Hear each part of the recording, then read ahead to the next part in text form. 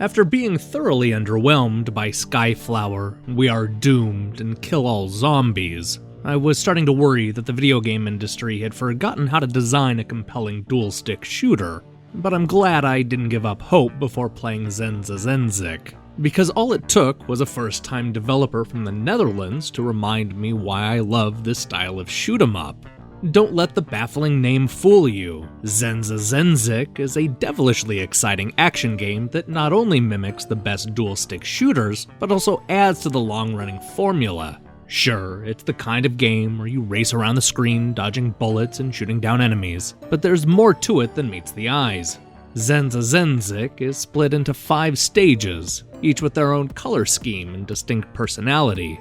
Between the different enemy types, stylistic flourishes, and patterns, each level feels substantially different. I quickly discovered that I had genuine favorites, including a few I didn't mind replaying a number of times on harder difficulties. The game locks almost everything away from the start, making you work to earn enough points to unlock new levels, modes, and weapons. While the grinding may turn off some gamers, I found that this approach gave me the incentive to go back and replay old stages and experiment with more challenging settings. This bullet hell shooter may be challenging, but at least it's fair. The ship's vulnerable core is clearly defined, and players can speed up and slow down at the touch of a button. This is a game built around giving you as much control as possible, and it's this type of precision that makes some of the more over-the-top firefights feel manageable. But even if things get so out of control that you start losing lives, the game is smart about letting you buy back in. As long as you have enough points, you can purchase an extra life and continue your quest. But this is not always worth doing, and it's important to understand when it's better to start the round over from scratch.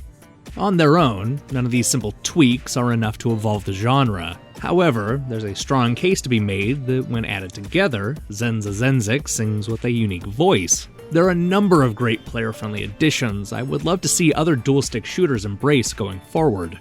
For all the praise, not all of the ideas are successful. Beyond the usual levels and bosses, Zenzizenzic also offers a roguelike style mode that involves a procedurally generated world full of enemies to kill and power-ups to buy. This is an interesting experiment, but it lacks the urgency found in the main game. It's also not as visually interesting, and the slow pacing left me cold.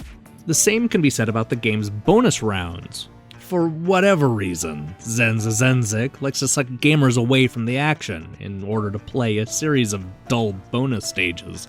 They involve dodging obstacles and fitting into tight spaces, which is nowhere near as exciting as shooting down alien ships. The real problem is that you can't opt out of these monotonous rounds, which is a questionable decision for a game built around replaying stages.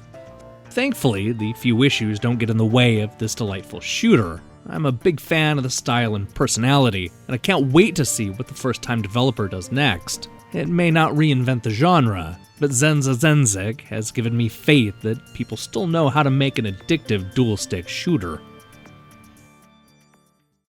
Hey, thanks for watching my review. I'm hard at work on a bunch of new reviews right now, including Tembo, the badass elephant, and Poncho, who's not a badass elephant.